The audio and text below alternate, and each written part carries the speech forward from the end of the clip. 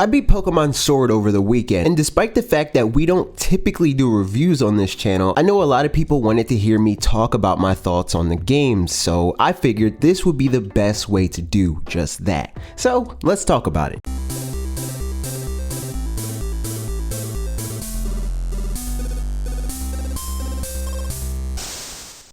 Real quick, I want to let those of you that don't know, we have a fanatixfour Discord. Most of the active members of this server are also playing PoKeMoN sWoRd or ShEiLd, so if you would like to join in to have some raid battle partners or people to trade and battle with, click the link in the description onto the review. The easiest way I think there is to approaching reviews is by breaking it up into parts of the experience, so that's what we'll do here, starting with the first thing you engage with in any game, the presentation. Obviously, this is the part of PoKeMoN sWoRd and ShEiLd that has seen the most online scrutiny before and after release, but in all honesty, I think this game looks and sounds great. Of course, it's not the best looking game on the Switch. It's not even the best looking game on the Switch this year, far from. There are a lot of low quality textures, a ton of pop-in, the wild area often slows to a crawl in certain circumstances, and I'm sure the internet hate mob has told you many more negative things about this game's presentation. But it's also important to remember that the last mainline Pokemon game, hell, every other mainline Pokemon game, was developed for not only sub HD consoles but sub standard definition consoles. For Game Freak's first time at bat developing a massive HD RPG, I'd say this is a decent enough job. That said, one aspect of presentation that I'm leaning toward agreeing with other internet critics on is the cities and towns. They feel relatively lifeless and uninteresting, and that's compared to other Pokemon games. The interiors for a lot of the buildings are carbon copies of the ones surrounding them, and many others are either partially or completely inaccessible. That by no means tarnished my overall experience, but I'd be lying if I said coming into this issue, after most recently playing through a game like Luigi's Mansion 3 where everything is interactable in some way, it is a bit jarring to see this game so walled off in comparison. Not to say these two games should be compared, because that's dumb. Having said that, I'd like to add that, contrary to the memes, it's clear that a great deal of work went into animating this game. That goes for character animations,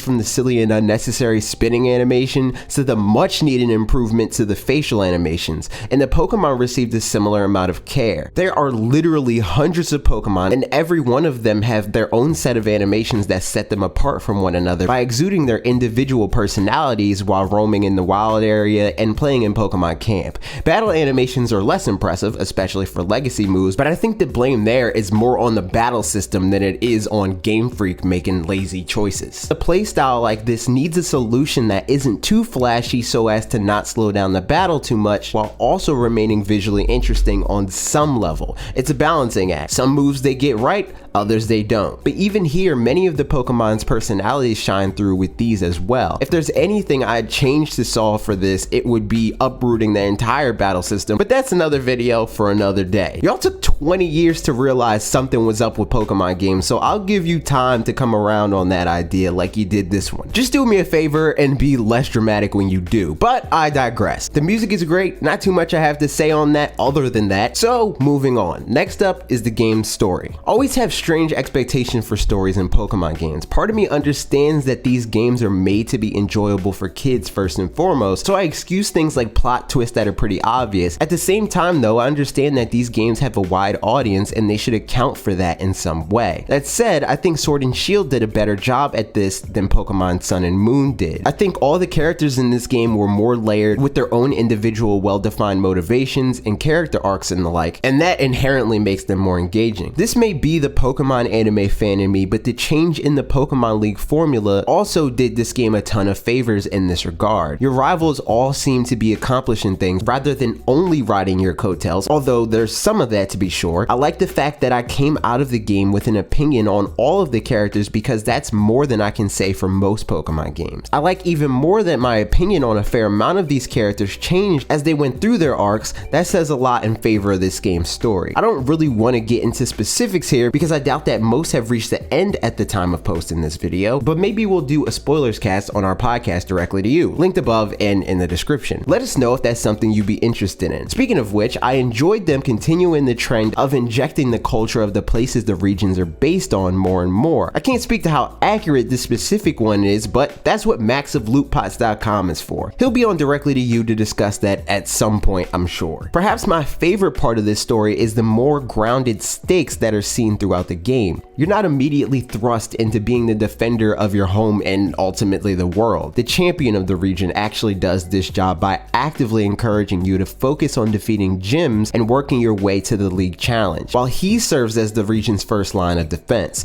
Some fans may not like that since it's atypical from other Pokemon games, but I think it made the world more believable. And I want to stress that you shouldn't take me praising Leon lightly in any way, because I think he's a garbage human that needs to be humbled, but that too speaks to them developing a character worth loathing in the way that I loathe Leon for his conceited diatribes and whatnot. But again, to avoid delving into story details, let's talk gameplay. This game is a Pokemon game, no doubt about that. Personally, they addressed a lot of my past concerns and complaints with the streamlined approach to training Pokemon. The work they've done to make the world feel more alive with Pokemon roaming in it from Pokemon Let's Go is maintained and even improved across the board. Multiplayer features are the best they've ever been with the introduction of the wild area alongside max raid battles in Pokemon Camp. And as far as the gameplay of the main campaign is concerned, the game does a better job of adjusting the player by making tutorials optional. There's a ton of quality of life improvements that culminate into an overall much improved experience over the past games. For instance, when you pick up new items, they detail it before you use them in the main menu, trimming a lot of the fat on the need to navigate through tedious caves and boss layers, although I think they may have course corrected a bit too much in that regard. The gyms took lessons from past games by realizing that Pokemon fans love gyms, but also a bit from Sun and Moon with their approach to the challenges you need to overcome to get to those gym battles. I genuinely enjoyed a lot of the gym missions because of how varied they were, both in comparison to one another, but also the series overall, with a few exceptions.